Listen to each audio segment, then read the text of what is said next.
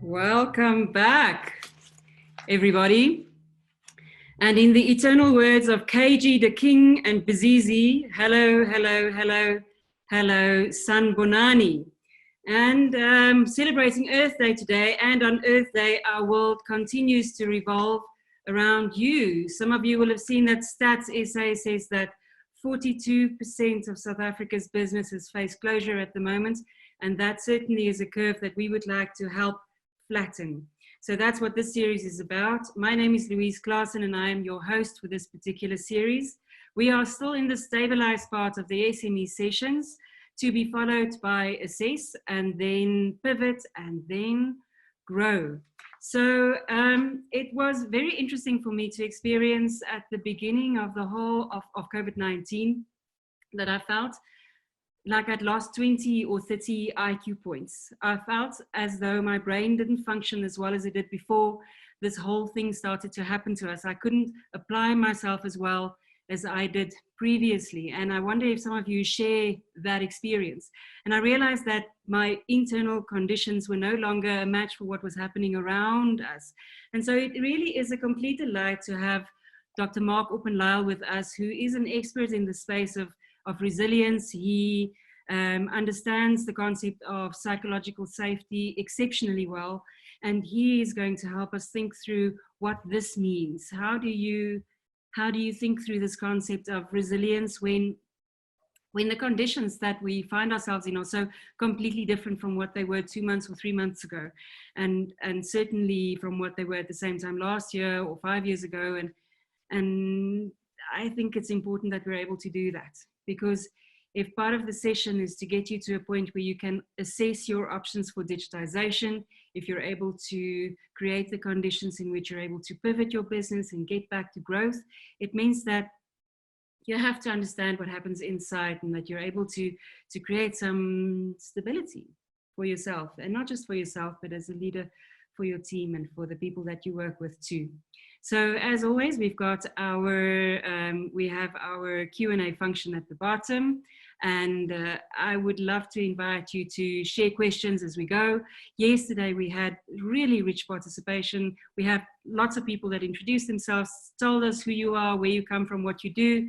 I think my question to you today, if you wouldn't mind sharing, is what has been the single biggest quality that you've needed to draw on to help you chart a course in this brave new world that we find ourselves in? And feel free to introduce yourselves. We're still working on our network environment into which we want to draw all of you so that you're able to connect with each other as well as with us at Henley.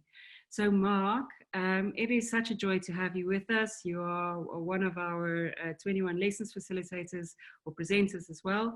And I'd like to hand over to you. Great. You need to allow my video.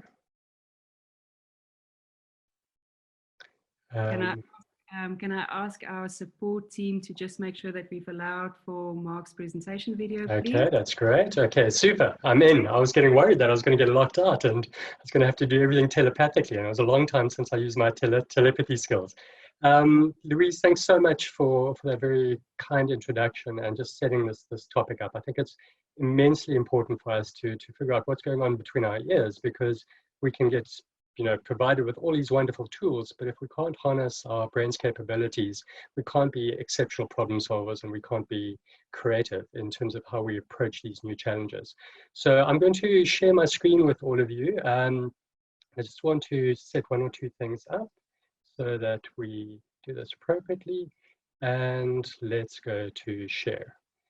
Okay, so in terms of this presentation, so I'm just going to change one little setting in here as well. Show video panel, hide floating, there you go. Okay, cool. So the topic that I'm going to be talking about today with you is around resilience and overcoming the fear factor. And fear in itself is not a bad thing. Clearly there are many things that we have to be concerned about. We can't be naively optimistic in terms of some of the challenges that are facing this country and ourselves in terms of from a job security perspective. But we can get paralyzed by this fear. And I think especially with COVID-19, there's two things that I'm seeing a lot of in terms of my interactions with people and what I'm picking up in teams, and that is around anxiety and uncertainty. Anxiety about what is will I have a job, and uncertainty about, well, when is COVID-19 going to be lifted, and what is that new future going to look like? And that's why many of you here in terms of this workshop is to figure out how you can pivot and stabilize and move forward. And so you as leaders of SMEs and of yourselves have to be able to harness the fear and not be paralyzed by it. And so what we're going to do in this session is really look at a couple of very practical techniques that you can apply in the here and the now, and then also some longer term strategies as well. Now, obviously, it's not comprehensive in the sense that these are not the only anxiety tools or anti-anxiety tools that you can use, but these are just some very practical ones that we think are appropriate.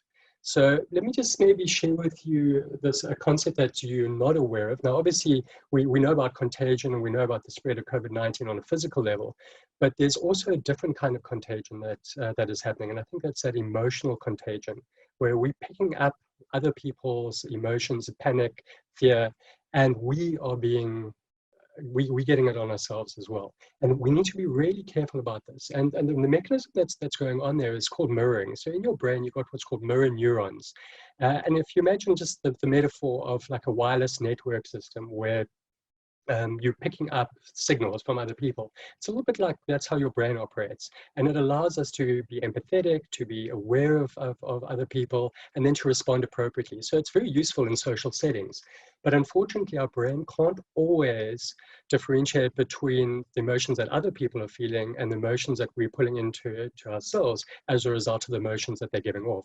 And so we can then get this panic and this fear, and it becomes part of who we are. And so we need to be aware of this as a dynamic, but then also we need to have certain tools that we can apply to break this cycle so that it doesn't harm us. And as leaders, often not just for yourselves, but also for the teams that you lead, you have to be able to have those coaching conversations to grow the individuals in your team so that they don't go into this downward spiral around it. So contagion is very real on a physical and a mental perspective, and it's important that we're aware of that. So now I'm going to share with you just high level the overview, the roadmap of today's session. And obviously in the Q&A little section, you can capture questions or ideas or comments or things like that. And Louise will pick those up as a moderator and bring them into the conversations. But from an anxiety perspective, there are three things that I'm going to share with you. The first one is really around circle of influence. And it talks to this concept of limited time and energy. It doesn't matter how many bar ones you eat a day, you're not going to get 25 hours in a day. You've only got 24 hours. And as a SME, you don't have thousands of resources to throw at problems. So we have to use our time and our energy incredibly effectively for us to deliver on this new challenging environment. And so I'm going to teach you or expose you to this concept of circle of influence versus circle of concern. And in doing so, you will become more empowered. And it's a mindset tool, but it's a very powerful tool that'll show where maybe some of your energy has been dissipated over a period of time and some of the disempowering practices that you might be doing. Then I'm going to touch on mindfulness with you. And one of the things that we know from a stress perspective is that often we lose perspective. And the mindfulness as a tool is not something that's overly complex. In fact, most of the tools that I'm going to be showing you today are very simple and robust in their nature, but it's something that you can take with you into any situation, whether you're in a meeting or you're handling an email, even when you're actually eating a meal, you can actually apply mindfulness to those situations. And just by engaging those senses, you become more aware, you become more calm, you notice what's going on around you, and you can respond more appropriately. I'm sure many of you would have experienced, getting to the end of the day and you go like, where did the time go? And mindfulness is a way of just kind of checking in and making some course corrections during the course of the day. And then the third one that I'm going to share with you is about 4 Navy SEALs tools that they use. Now, I'm certainly hoping that your experience of your day-to-day working activities is nothing like what Navy SEALs have to go through in terms of life and death. But having said that, there are going to be times when you are incredibly stressed and feeling anxious. And what are the things that you can apply in the moment, in the heat of that moment, so that you don't get paralyzed by fear? And obviously Navy SEALs do a lot of training, and they put themselves into simulations, and they experience all of those emotions on a regular basis so that they can withstand the rigors of these difficult situations. But there were 4 specific tools that we can apply also in our own everyday lives that I'm going to share with you. And that's around the anxiety part of it. And as I said, COVID, I think, is throwing 2 very specific challenges at us, well, many challenges, but 2 from a mental perspective. One's around anxiety, and then the other one is around uncertainty. And I don't have a crystal ball. I'm not going to profess to be able to tell you when lockdown is going to get lifted or what the economy is going to look like. I don't have that level of insight, and I wish I did, and I'm sure many of you do as well. But there are some things that are more knowable than others, and it's about creating that level of certainty on the things that we have control over.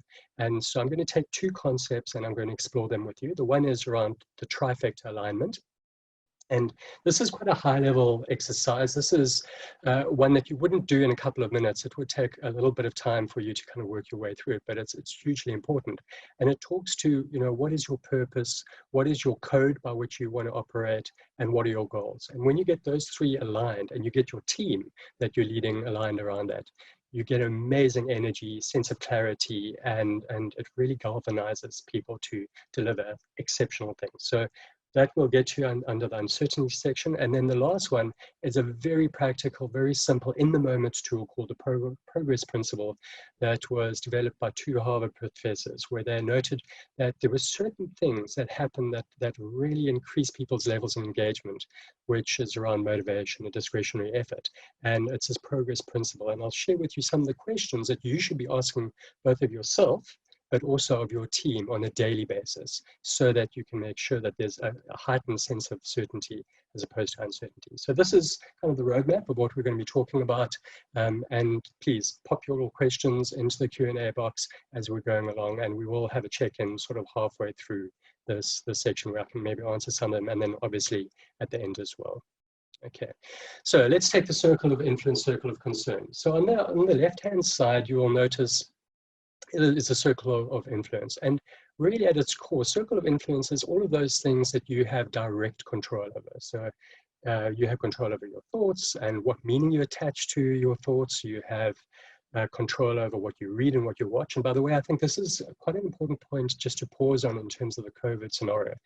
As SMEs, you have to be really well informed. You have to understand what are the trends, how the winds have changed, all of those important things. And I get that. But I do think that some of us are becoming overwhelmed by constantly watching the COVID updates and kind of focusing on those. So be careful about what you read, what you watch. Make sure that you have access to very credible information. And then finally, what you do. Now, yes, I know some of that has been impinged by COVID-19 recently in terms of where we can move and things like that. But what you learn and what you apply, exercise, what you buy, where you live, all of those sorts of things are in your circle of influence. And when you play into that circle of influence, you empower yourself. Versus the right-hand circle, which is talking about this concept of circle of concern, where many people spend a lot of their time and energy, where they're very invested in the latest office gossip and who's sleeping with who and who's going to get fired and natural disasters that they have no control over and all things that can be interesting. And I'm not saying switch off from the world and be disconnected, because that wouldn't be appropriate. But when you spend all of your time and energy in that space, your circle of influence decreases. So what I'd like to, as a practical exercise, and we won't do it right now, but I want you to do this post this session, is I want you to take an A4 piece of paper and draw a line down the middle of it. And on the one side, I want you to write circle of influence, and on the other side, I want you to write circle of concern. And think about the last 3 weeks since we've been in lockdown, or 4 weeks in lockdown. And write down, what have you been doing? What are your activities? What are your behaviors? Are they circle of influence things, or are they circle of concern things? And then allocate percentages in total. And what you'll notice is a picture comes to the fore, which will either show you've been empowering yourself or you've been disempowering yourself.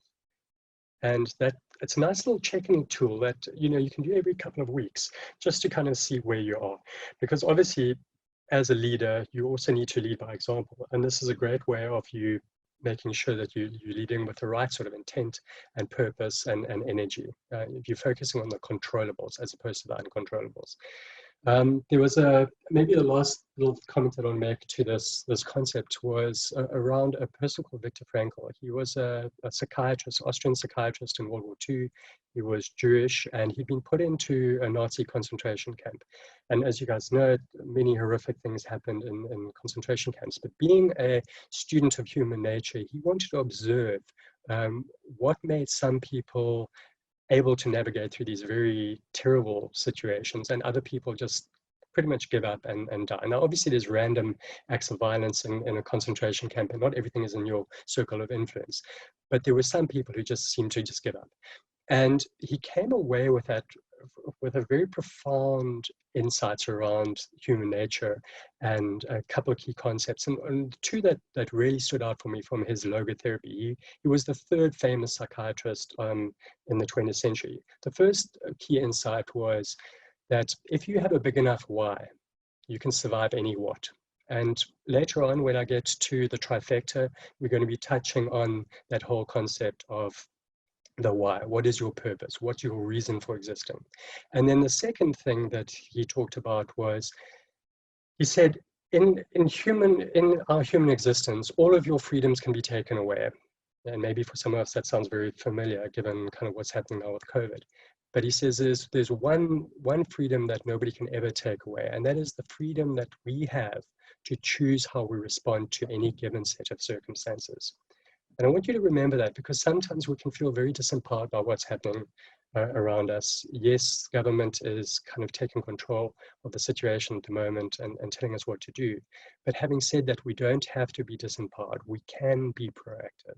And as SMEs, you really need to be able to apply that mindset. So this is the first tool that is very powerful, very simple, and you can share it also with your team. The second one is, and there was the talking to anxiety. The second one that also talks to anxiety is about mindfulness. Now, it's not mindlessness. And a lot of people think, well, when you do this activity, you must zone out and clear your mind and things like that. And if I said to you, don't think about the white polar bear, most of you will be thinking about the white polar bear now. Mindfulness is not about that. It's about being aware of what's actually going on around you and then taking appropriate sort of action.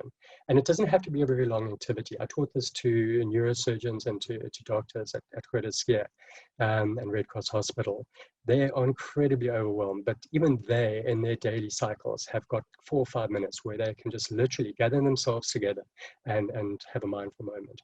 And so the first step in this process, and to stop is an anagram, the first step is just stop, literally, take a time out, find a space where you're not going to be interrupted, take a couple of deep breaths, and then observe what's going on in your body. What are you feeling? What are you noticing? Are there spaces where you're feeling quite tense? Have you got a knotted neck? What's going on? And then also, what are the emotions that you're feeling? And then, given that we're in this COVID-19 environment where we're in close proximity with other people, how are you affecting other people, in terms of your mood and your behavior? And once you've reflected on that, and this whole exercise is 2 or 3 minutes in duration, I want you to think about that one little thing that you can do differently going forward, and then you proceed.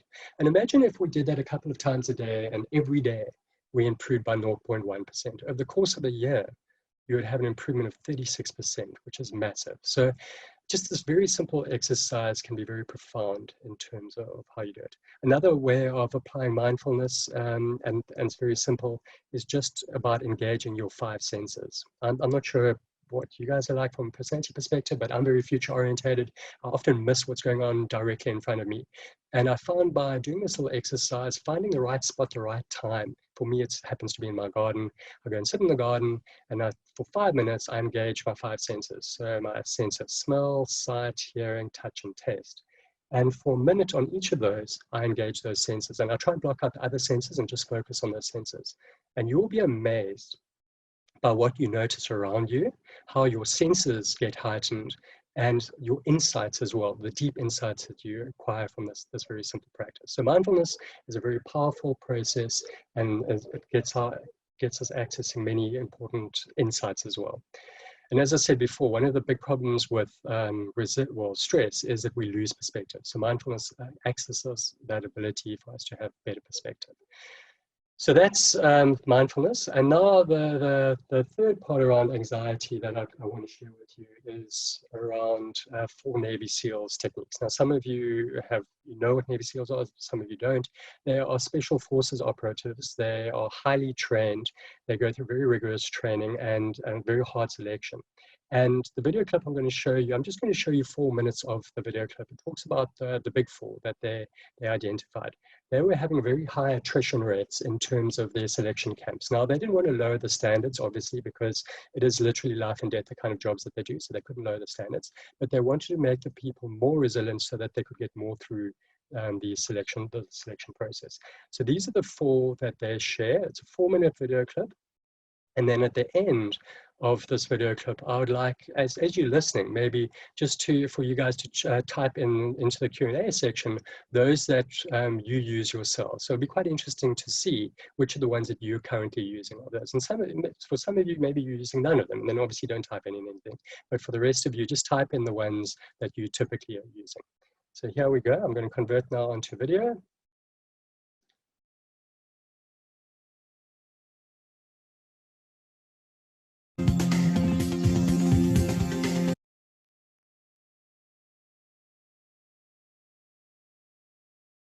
Training. The Navy wanted to help borderline candidates who had the potential to pass these crucial phases in training.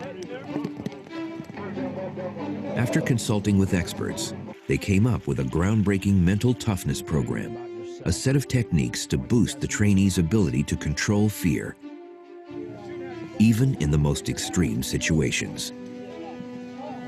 You guys need to stay fired up while you're out there. The pain, the cold, and all that stuff. It's going to eat away at you, but you got to keep going. The techniques that we're most interested in are what I call the big 4.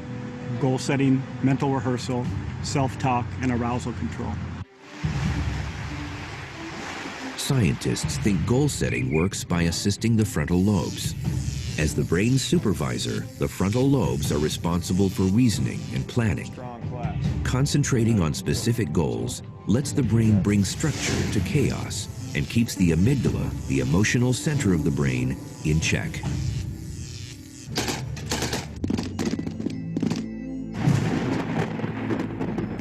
I got up every morning and I said, I'm going to make it to breakfast. And then at breakfast I said, okay, I'm going to make it to lunch. And then I'm going to make it through the run this afternoon. And then, you take it in these little sort of chunks.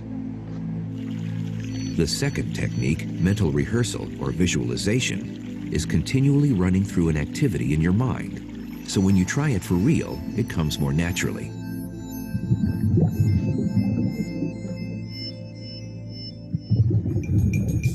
If you practice in your mind first and imagine and rehearse how you might do in these stressful situations, the next time in reality you're faced with these situations is actually, in effect, the second time you faced it. So you'll have less of a stressful reaction. The third technique, self-talk, helps focus the trainee's thoughts. The average person speaks to themselves at a rate of 300 to 1,000 words a minute.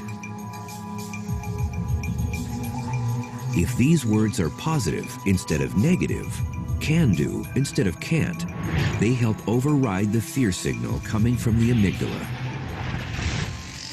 The frontal lobes are always on, so it's very easy to think about something difficult, something bad, like, I'm going to fail. What am I doing here?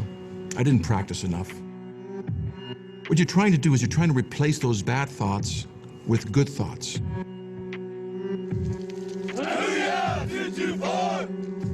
The final technique, arousal control, is centered on breathing. Deliberate, slow breathing helps combat some of the effects of panic. Long exhales, in particular, mimic the body's relaxation process and get more oxygen to the brain so it can perform better. Breathing is a great focusing strategy, but you can only do it so much because in a response to fear, your brain will get jacked up.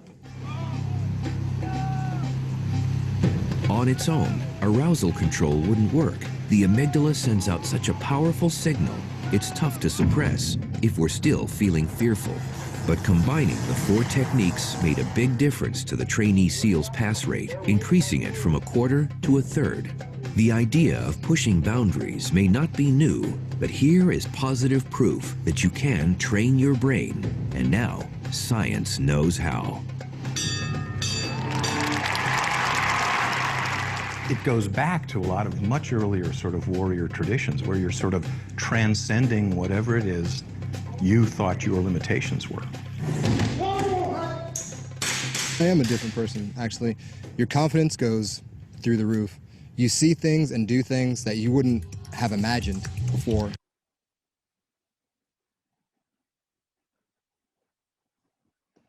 The amount of blood going to different parts of the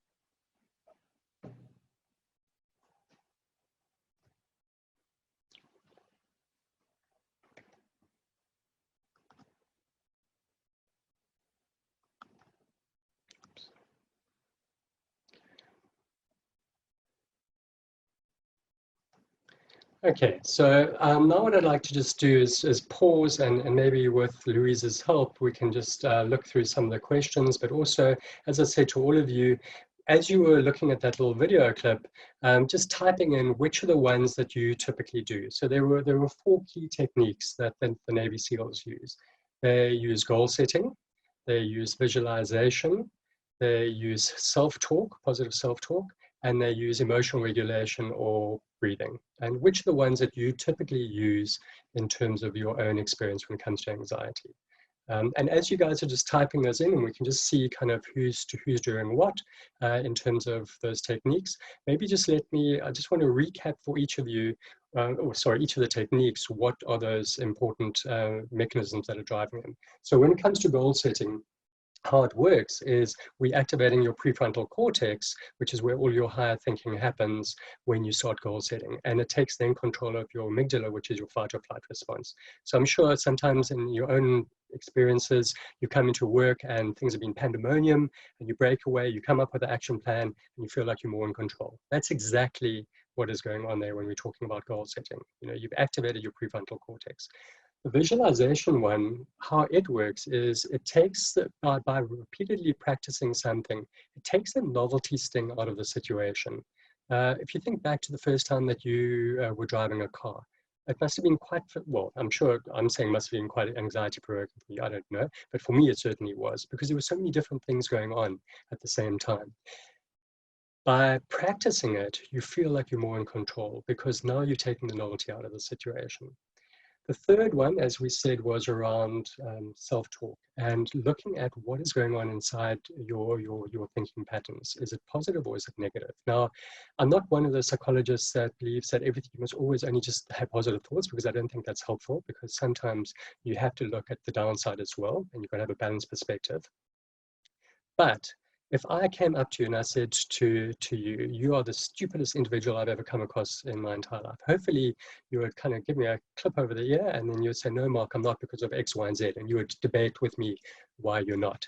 But unfortunately, when we say that about ourselves, we take it as gospel. We onboard it and we bring it into ourselves. So we need to sometimes have our own internal debates about some of our thinking patterns because they're not helpful. And classically, you see this, for example, in the sporting domain.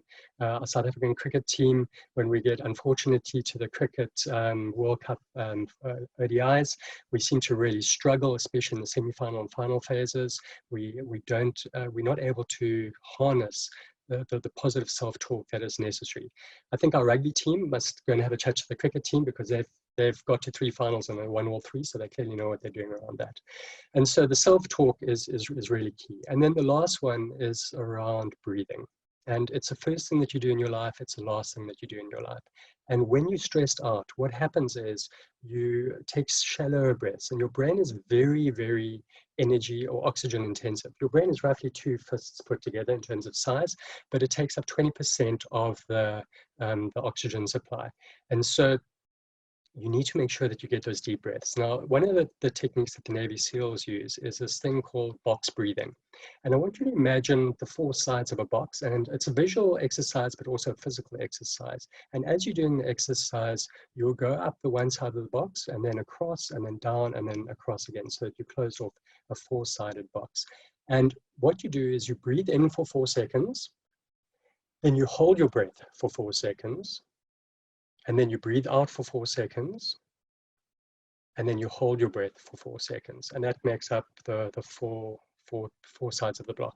And in doing box breathing, you calm yourself down, and it takes about 4 or 5 minutes, but it's something that just reading some of the reports that these Navy SEALs have been talking about, even in very difficult situations, they've focused on their breathing and just calmed themselves, and they're able to navigate through these very trying circumstances. So those 4 are very portable, very simple little tools that we can use to address anxiety on a day-to-day perspective. Now, Louise, I don't know if you've been scouring through the Q&A. Maybe you want to come on board and just chat? Mark, there are so many ideas and so many different responses. I think both Mpete and Mariana has some thoughts on self-talk. Mpete says, dealing with negative self-talk is a bad habit that I'm struggling with. I think you're not alone there, Mpete. He asks, what are ways to build positive self-talk going forward? You know, and what are the possibilities of positive sort of self-talk? And can you give us some ideas there, please?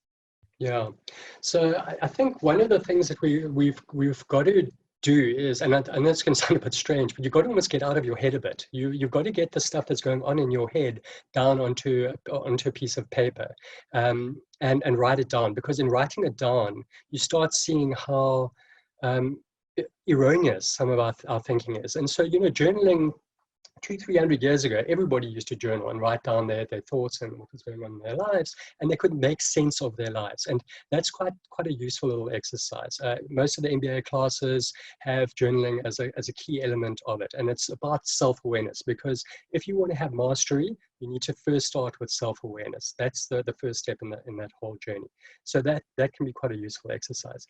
The other thing that is quite useful from a self-talk perspective, especially if you are one of these catastrophizers, is to do this little activity called best case, worst case, most likely scenario, but with a twist. Again, writing it down. I want you to go quite extreme and have a bit of humor in it as well, because in having humor, it's amazing how it just kind of dissolves some of the anxiety away out of it. So go extreme positive in terms of this thing that is anxiety provoking for yourself, then go worst case scenario and go dark. You know, go to that catastrophizing space that you were naturally gearing yourself towards.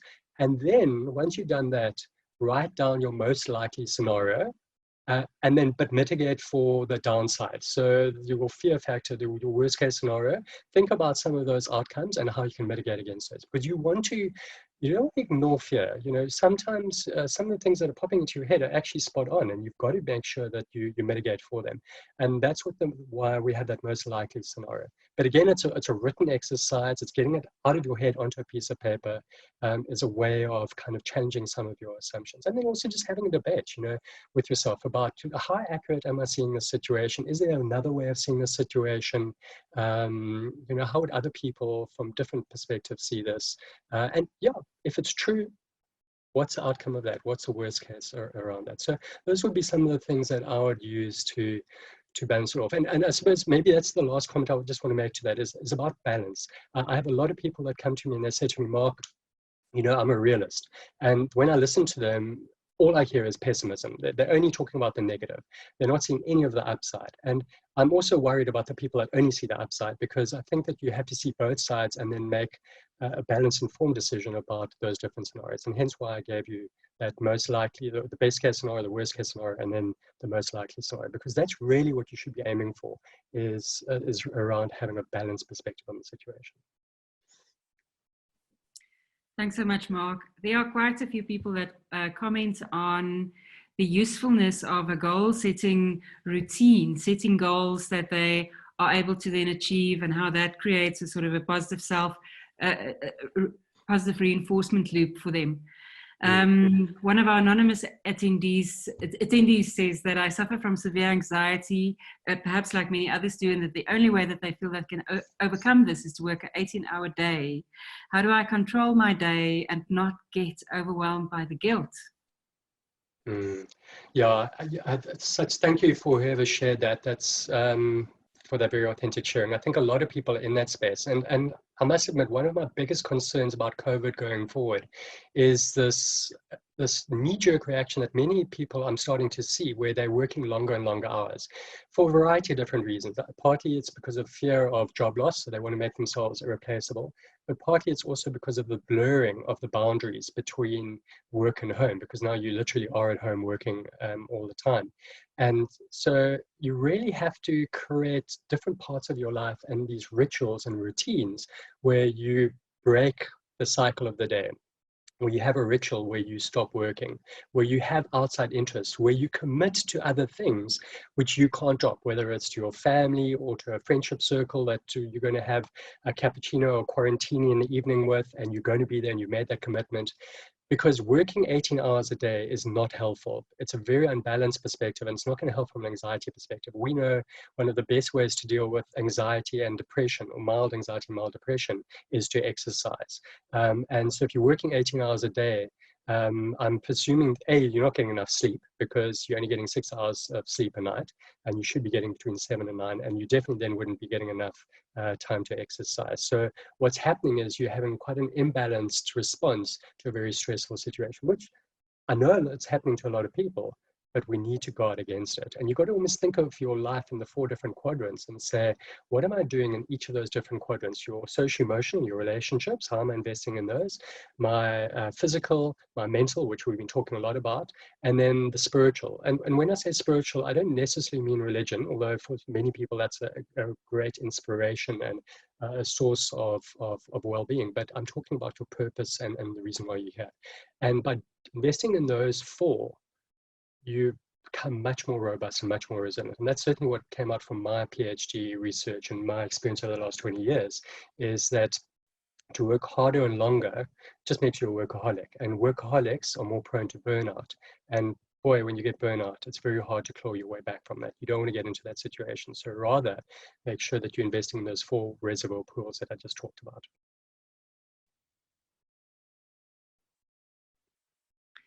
Thanks so much, Mark. Can I share one more thought with you before we dive back in? I think there's a lot in this forum that we can share. I like this thought shared by Leanne, who says that she looks at things from multiple perspectives. So she looks at worst case, best case, and then most likely. She says it sounds like a Disney creative strategy. And then she pays attention to the voice of the critic, the voice of the dreamer, and the voice of the realist. It sounds like a very busy head there. What do you say about that strategy? Well, I'm glad that she's applying multiple different perspectives, because I think that's one of the things that we struggle with, and especially, for example, in relationships. Most of us struggle from BLM, be like me. And so our reality is rooted in kind of where we're standing. And by adopting that ability to go into the third person, which she's describing so eloquently, you're creating so many more options that you can view the situation on. And I think life is, to a large degree, is about options. Now, there's a dark side to all of this, and it's something that is worth mentioning, and that's rumination. You know, we can chew and chew and chew on an issue, and we can kind of go down that rabbit warren and then never get to any action. So as much as I agree, those different ways of approaching it are beautiful, and I love the way she described them. You also then ultimately got to close the circle and then say, okay, well, what am I going to do about it? With these different perspectives and these new insights, what action am I actually going to take? Because otherwise, you're just going to ruminate, and it actually takes you into a darker, worse position. And passivity is not useful. We know from research, from resilience perspective, that people that are proactive copers, as opposed to people that are avoiders, they tend to have low levels of stress and depression. So we need to move ourselves forward into activity. Okay, Louise, is that it from a questions perspective? Can I go into the slides again? Perhaps I can share just a closing thought here. Cool. Yeah. There are lots of ideas here, Mark, but I think we can touch on more of them later. But perhaps this one from Nadine, who says, on the point of journaling, I find it really helps me. I used to run things through my head and it would just snowball, but once it's on paper and you can organize it, from the most important to the least, the day gets structure and it's easier to manage. And to tell yourself all the time, you can do this, you've done this before, take it one job at a time and you'll get there. And so these are the things that are really helpful. There's a lot of wisdom here that we can tap into.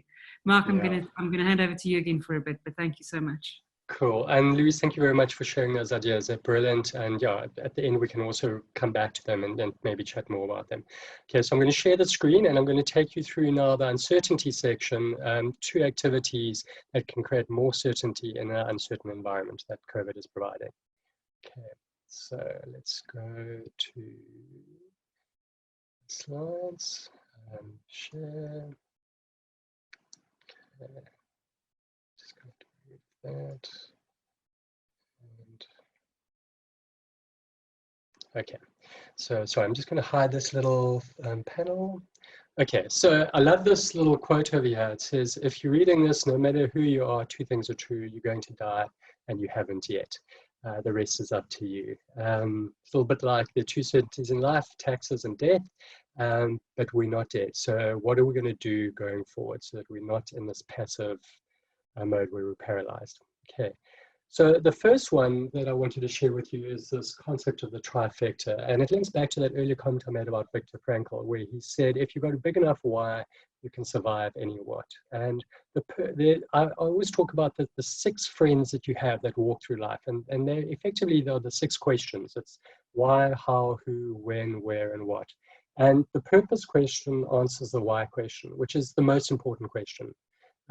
What is it that you're trying to do in terms of your SME? What is the purpose of your work and your existence in the world? And questioning that and really working with this. And for some people, it can feel a very daunting question. And it's certainly not something that you're going to do in 5 minutes and just figure out, or at least for most people, that's not how it works.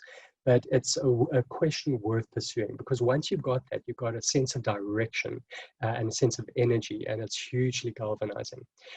The next part is the code. And I'm not talking about line of code that you program into a computer. I'm talking about the way that you operate. It talks to the how and for whom in terms of how you orientate towards the world.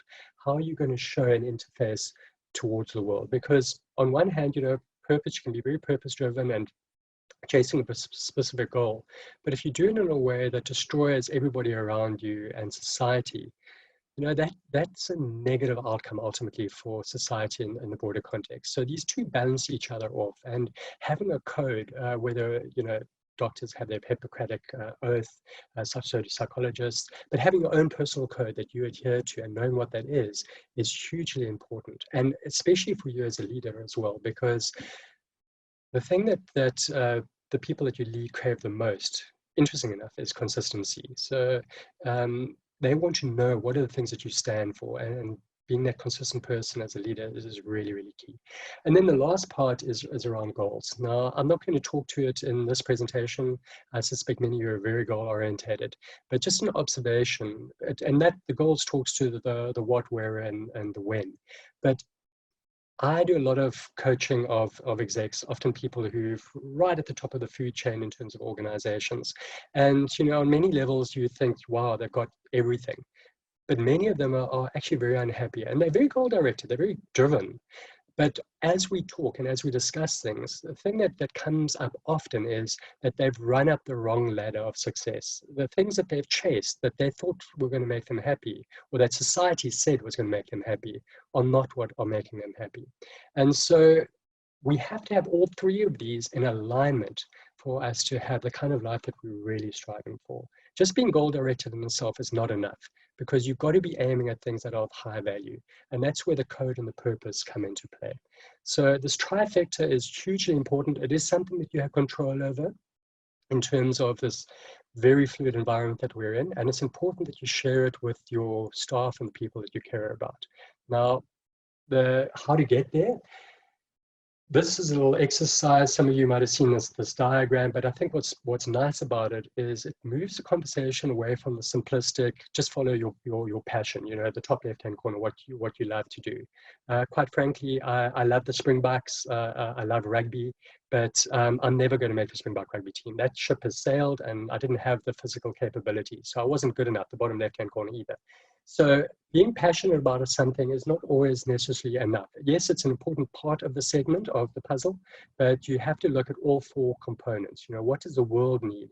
What are you going to get paid for? And also, even the paid one is interesting because we've got different levels of expectations around what we want. Some of us want to be multimillionaires. Some of us just want to be subsistence, and money's not the big driver. But only you can answer these questions. So there's no right answer from my perspective. You've got to figure out for yourself what that right answer is. And where those four intersect, that's where your purpose is. And it takes quite a few iterations and rewrites. And your purpose, by the way, can also change during the course of your life. I mean, if you take a guy like Bill Gates, absolute business icon, and you look at where he is now with his philanthropic endeavors and things like that, I suspect his purpose has changed during the course of his life. And so it can change, but it's useful for you to exercise or go through this activity and figure out what is your purpose and what are you trying to strive for. The second part of this conversation is around code in terms of the trifecta. And what I've given over here is just a little example of how you can break it down. So you see right at the top, you have your purpose, and then right in orange are the things that are for me, my contribution, and the principles by which I stand and how I want to be seen in these different dimensions. And just the key here is not to make this too complex. You want to make it simple, succinct, memorable, and something that you can live into, but that is genuinely, authentically who you are, is the essence of who you are. And these are you'll notice those are the principles that I live by, and then the contributions. Who am I going to contribute to and how? And be quite clear about what that is. So oddly enough, I've put there, for example, myself as the first one, because many of us forget that. But if you don't look after yourself, a little bit like that example we were talking about, 18 hours a day where the person's working so hard. If you don't look after yourself, you can't make a contribution to the other people. So it's not about being self-centered, but it is about acknowledging that you have a responsibility to yourself. And then looking at family, friends, work, and then society. And what is your contribution? Because if you can add value, that is what I think we should be striving for. Einstein had a beautiful quote. He was approached by a young boy asking for life advice. And he said, what do you suggest? And this was a couple of months before Einstein died. And he said, strive not to be a man of success. Strive to be a man of value. And that's really what I'm talking about here when we talk about purpose and code and goals. It's about value. It's a golden thread that kind of runs through that. And as you think about this pivot that you're taking yourself through, obviously you want to be successful. You want to, financially have the right things and all of that. But how are you going to add value? Because if you can answer that question, you can unlock that key. You have a product that is going to fly. Okay, so value is crucial. So that's code. As I said, I'm not going to talk to you about goal setting, but I just thought those two of the three of the trifecta are worth just talking about in this context. And then the last tool that I wanted to share with you around uncertainty is around this progress principle. Two well-known lecturers, Professor Mobile from Harvard and one other, came up with this after researching the diary entries of 12,000 people in creative spaces. And they found that the thing that determined whether people were highly engaged or not was whether they were making progress on meaningful work. And I want you to get into this habit, or think about getting into this habit, of asking these questions, both of yourself, but also of the people in your team, around what are your goals? How have you made progress? How have you ensured that you stayed motivated? How have you created meaning? How have you built those good team relationships? And then what's that one small thing that I can do tomorrow that will make me more likely to succeed in the future? And if you do that, you build this flywheel of progress. Now, obviously, during the nature, especially when you're pivoting, like you all now are pivoting at the moment, you are going to experience some times where you're not making progress, where maybe it's one step forward and two steps backward. And then it's really important to bear in mind that how do you get your sort of recourse correct back onto that? And so part of it is about reframing. It's about looking at the situation, understanding that you're in a learning cycle and coming to terms with that. Part of it is about looking at what other options are there that I can explore before I commit to that next step. So trying to make an informed decision. And then finding those small achievable wins, finding those little things that you can do going forward, just so that you can get that momentum again. And if you can do that both as a leader of your team, but as you as an individual, you start changing the dynamic in a team. Because as I said earlier on, right at the beginning, this is contagious. a lot of the stuff that we're going on, we're talking about, these emotions are contagious, and progress can feel contagious as well. So it's really important that we look at the climate that we create in our teams. And then maybe the last thing that I just wanted to talk to you about in terms of leading in a crisis is just 3 key things to bear in mind. You go into Amazon and you look at how many books have been written around leadership. There's in excess of 200,000 books. So, for me to succinctly put into one slide is obviously overstretch, but these are 3 things that I think can be quite useful. The first one is to lead by example. There is no better way to influence people than to be the example that you expect of other people. You can't look somebody in the eye and say, I expect you to be timeless or to deliver high quality work, when everybody knows that you're late for all meetings and everything that you produce is error written. So we have to lead by example. And part of that is about the purpose and the code and being consistent. So talking to people and saying, look, this is my purpose. This is how I want to live my life. This is how I want to interact with people, and then being consistent on it. So making it apparent and living into it, and then managing your own fear and uncertainty. Now, there are times when, as leaders, we have to be vulnerable. We have to share our concerns. We can't hide it. It's not helpful to the organization, to our teams. But there are times where we have to raise our game, where we have to step out of it and not express all of our fears and all of our uncertainty. We have to show that we have a confidence that we will prevail. And I don't mean this in a naive kind of way, but you must gauge when it's appropriate to be vulnerable and when you have to exude that confidence. But the key thing, though, is to manage your own fear and uncertainty first. It's a little bit like that old analogy of first put on your own oxygen mask before you put on oxygen masks for others. Make sure that you've got your stuff sorted out.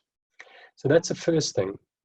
The second one is remove obstacles. As a leader of an SME, one of your key roles is to remove those obstacles where possible. This is not about disempowering your staff, but sometimes they have mental obstacles in terms of the way that they are focusing on the problems or dealing with things and being very tense.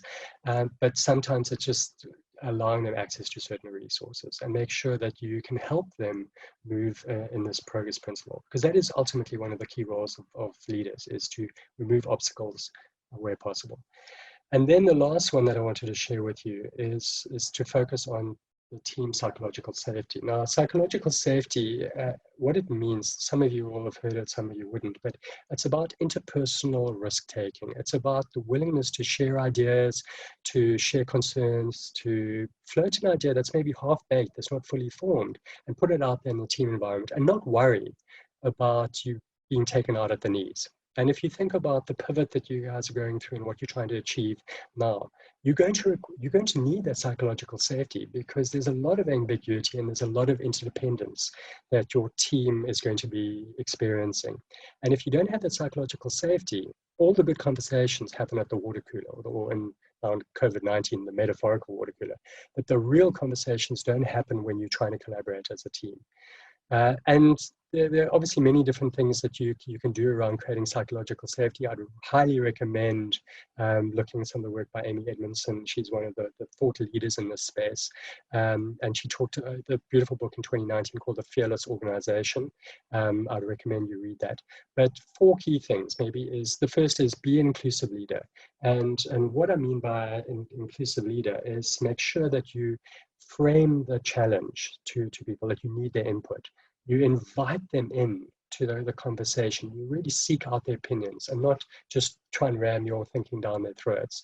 And then you respond to people who participate, and you respond appropriately and positively to them. And by doing that, you awaken the collaborative sort of juices in the team. So inclusive leadership is really, really key.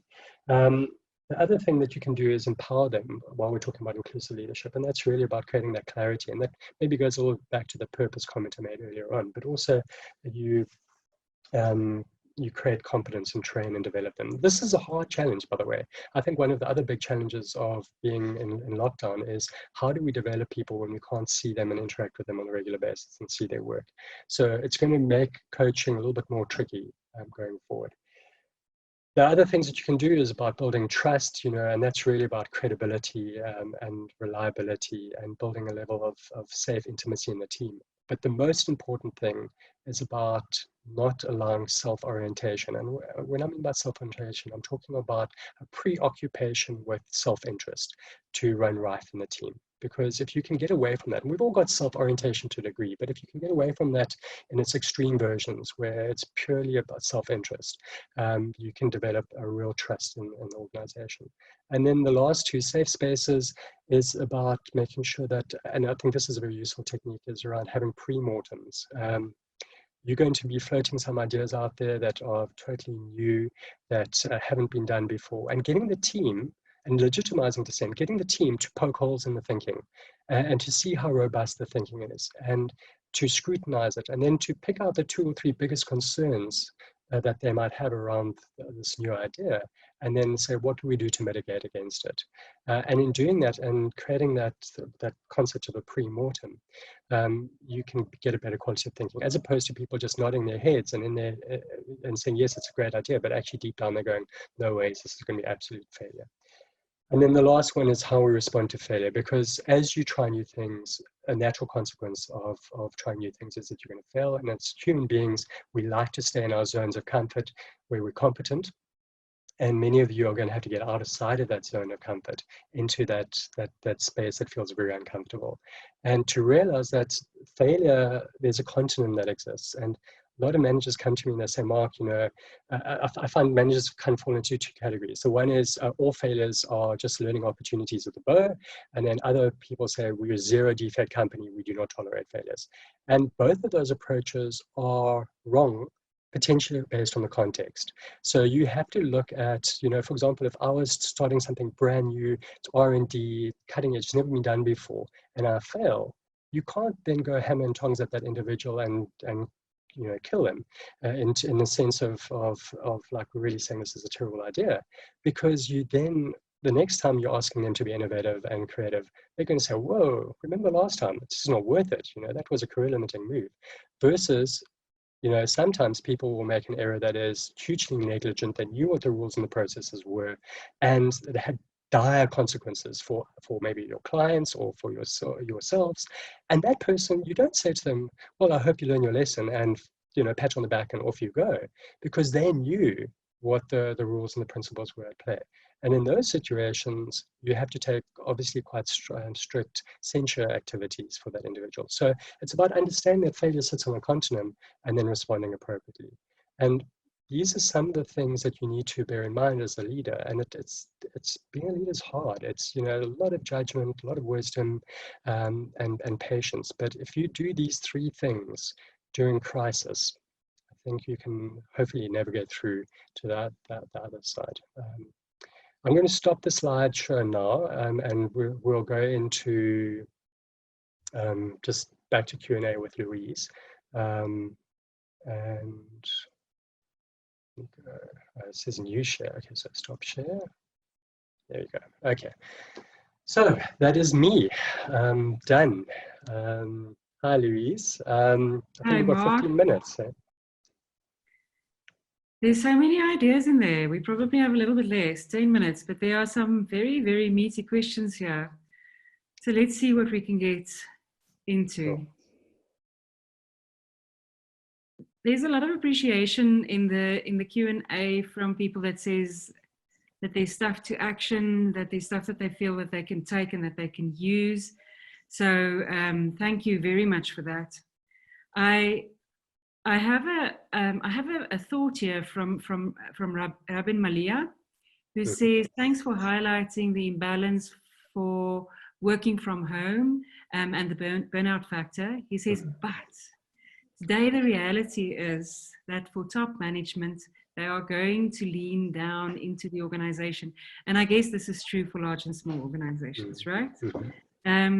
And people who stay will need to take on more. Hence, naturally, the workload is going to increase. So how do we deal with this new normal? And how far can we go to stretch the hours? Please share your advice. But before you answer that, I would like to couple this, because, I mean, that's just too easy a question, right?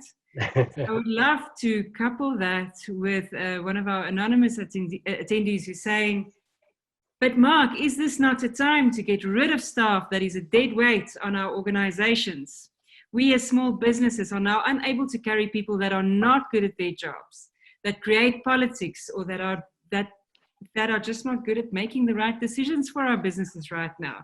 So how do we deal with this? It's a new reality that we're faced with. So what are your thoughts, and what is your advice? Okay, yeah, so I'll take the second part because that really kind of resonates with me. And then I'll talk to you about the burnout one because I think that's straightforward, but the person might not like what I'm going to say. But let's talk about the underperformers and those people that have just been weighing down the organization for a period of time. And now the big cull comes where people are losing their jobs. I think, unfortunately, the reality is that there are going to be many people that are going to be negatively impacted through no fault of their own and are going to lose their jobs, and they're good employees.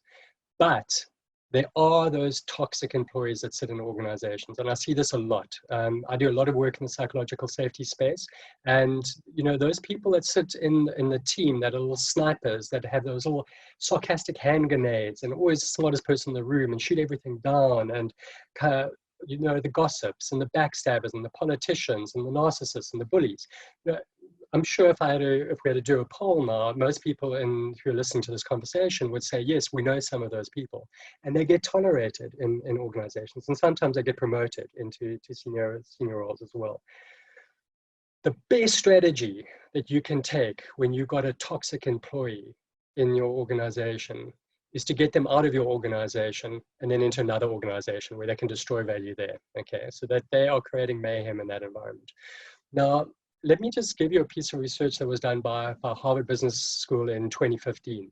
They looked at your top 1% performers, so the people that we all chase after, the war for talent, the people who really make a difference to the bottom line.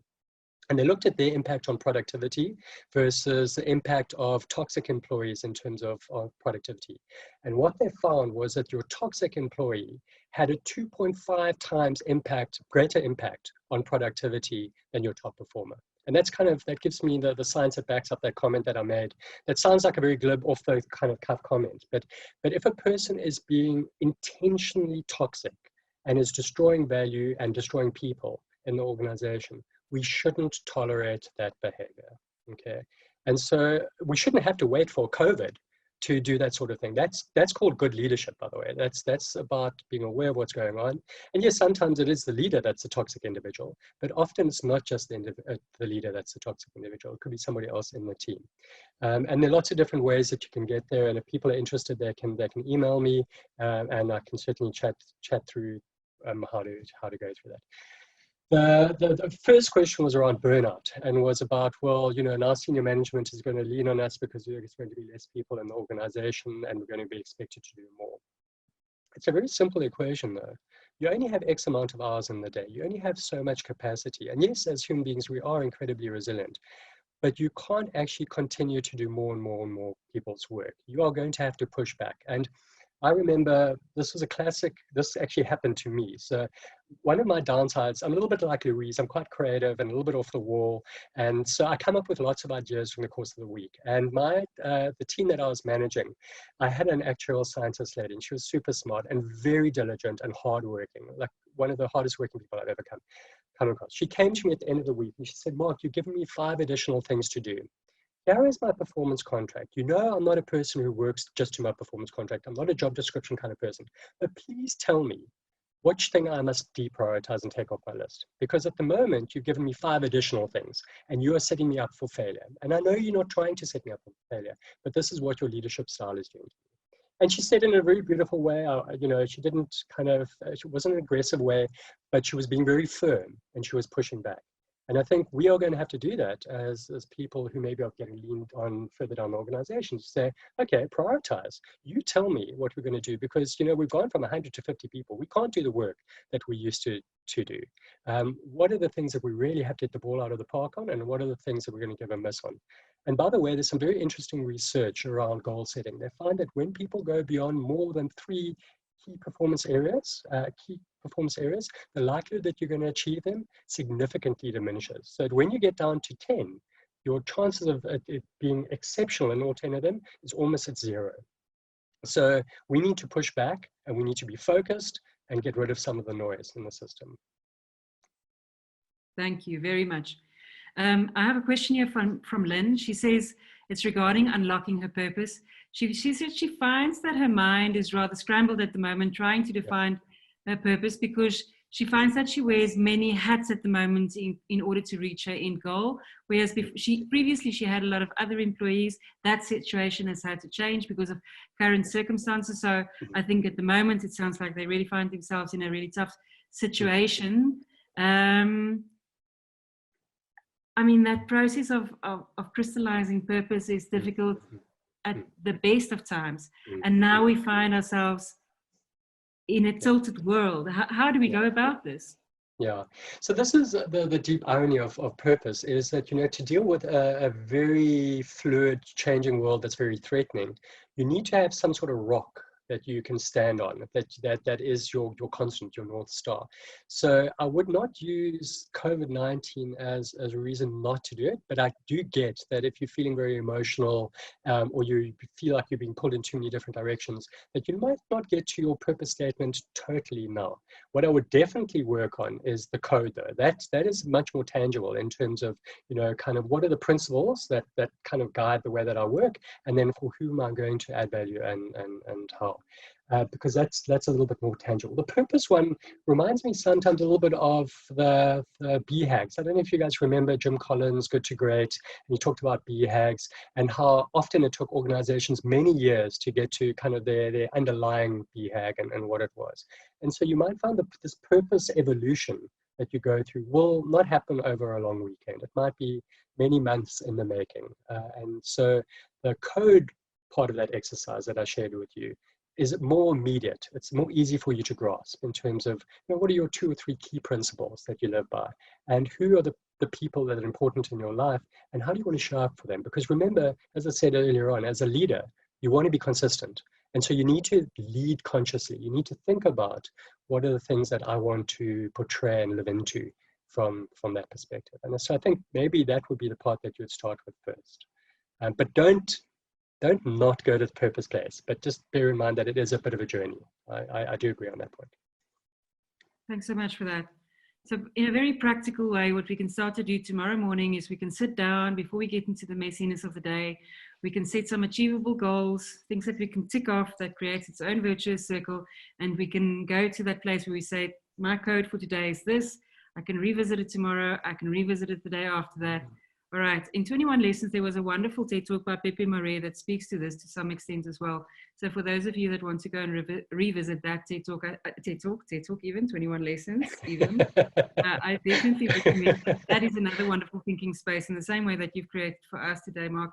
John Witter actually picks up on this topic too in his question. And guys, you're asking seriously big, hard-hitting questions. He says, if one is faced with a real total failure post-COVID, does one start again with a new purpose, new code and goals? And then where do you start?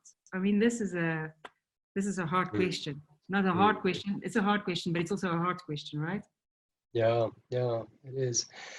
Sure, that is a big one. I suppose it depends on how much has changed. You know, you said if everything has changed, then maybe you are going to have to revisit that and think a little bit about that. I don't know if the code part is necessarily what you would always have to change, although you might change some of that because your code does link into your purpose statement.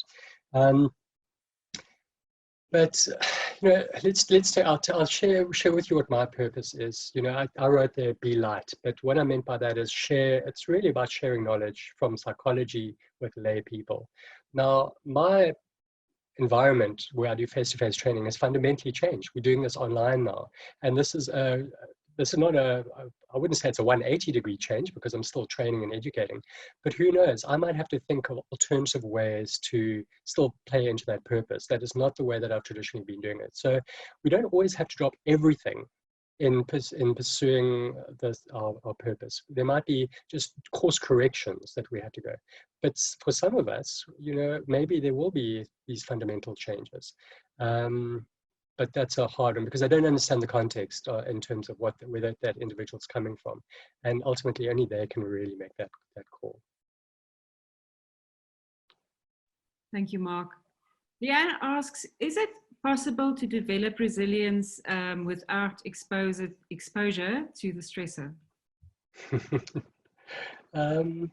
Yes and no. So interestingly enough, there's been a lot of research around what's called post-traumatic growth, where people have gone through really difficult situations in their lives, and they've had positive psychological change as a result of their struggles through those.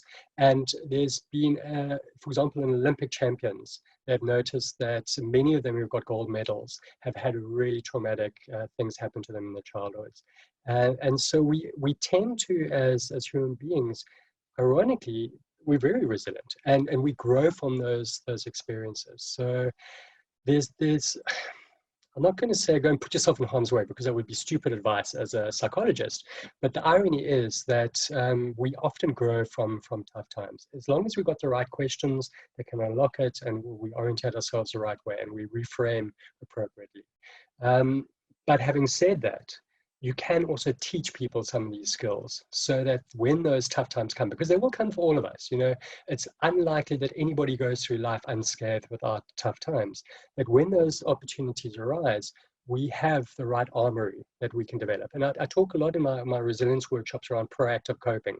And it's about making sure that we have these reservoir pools that we can draw from, so that when the tough times come, we can apply those to the situation, as opposed to trying to, in the moment, then kind of find that resilience.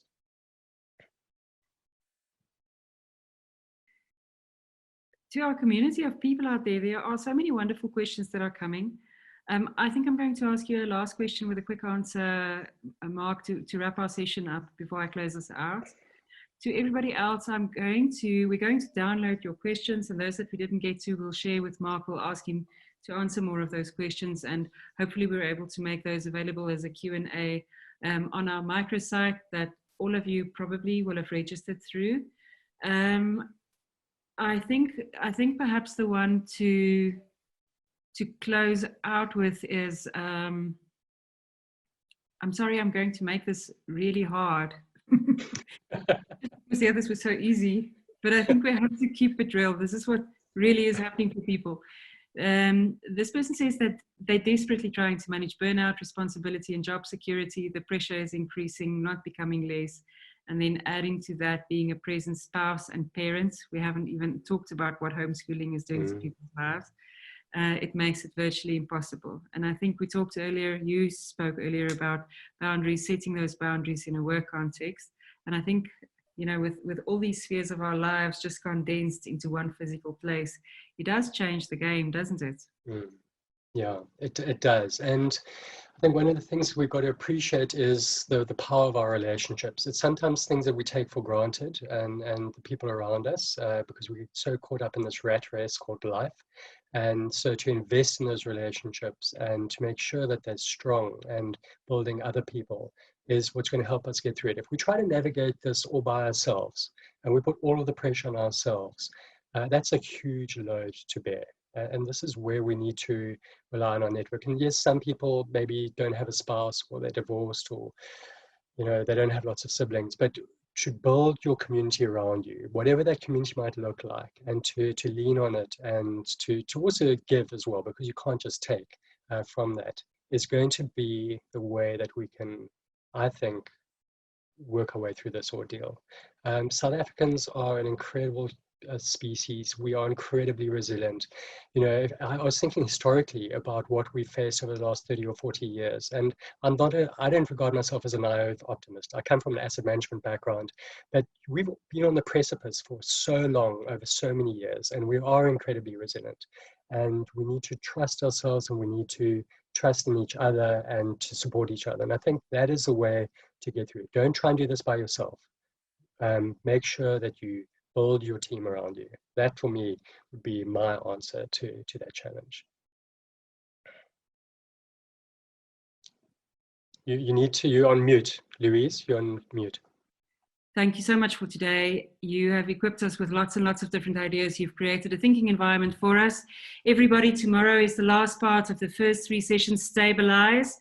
Tomorrow we get to the money part of it, cash flow. We have Des Thomas and Laurent Pryor with us. They are also going to be talking about how you get to access some of the funds that CR has been speaking about, and I think give us some ideas there.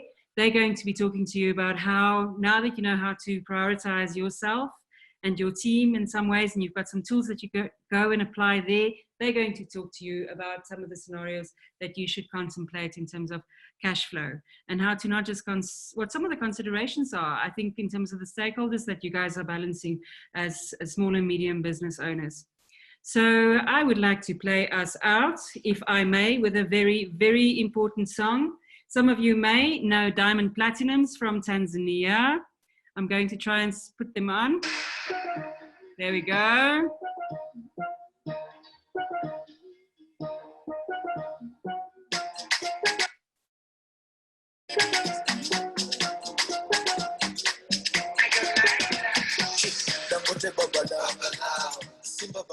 Right. This song is for you today because Babalao means you are the boss and you are the boss. So don't forget this. This should be this song on your playlist today, tomorrow, this week. So when you think about that thing that you have to put in your mind, that self-talk, this might be the beat that you want to do it to. Please stick around for a little bit. We're going to let this play for about a minute. And then afterwards, we're going to ask you for your feedback on our session. Thanks so much for joining us today. You are amazing. We are here for you. Take care of yourselves.